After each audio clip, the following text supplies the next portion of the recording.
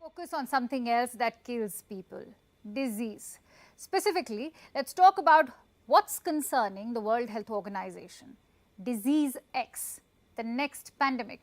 This isn't a specific disease. It's a warning about the future. The WHO says that another pandemic will definitely come.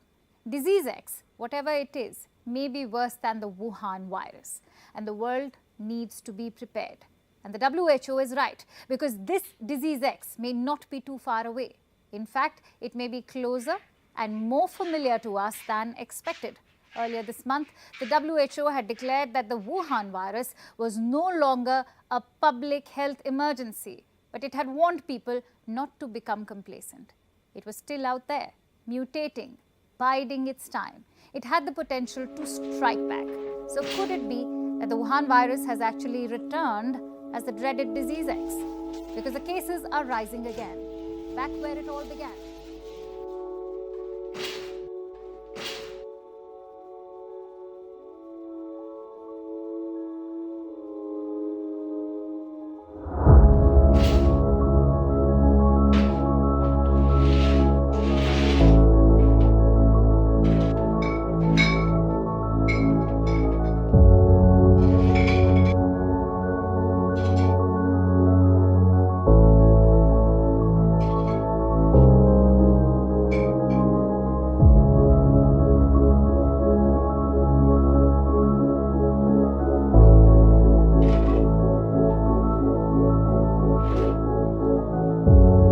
Families must self-isolate for 14 days if just one member has a persistent new cough or a high temperature. From this weekend, those with the most serious health. There is grief over the dead.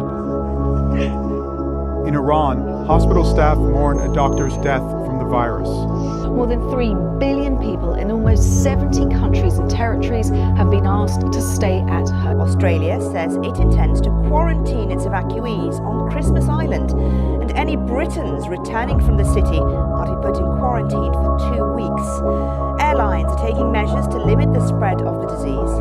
This Thai Airways flight is being disinfected after returning. This is a very new virus. We've not seen it before, therefore we don't know what it can do.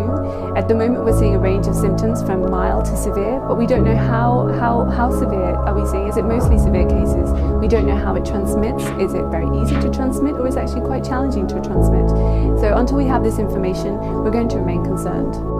Mr. Johnson said now was the moment to stop all non-essential contact with other people and to avoid all non-essential travel. The over 70s, pregnant women and those with underlying health conditions, they all needed to be particularly vigilant.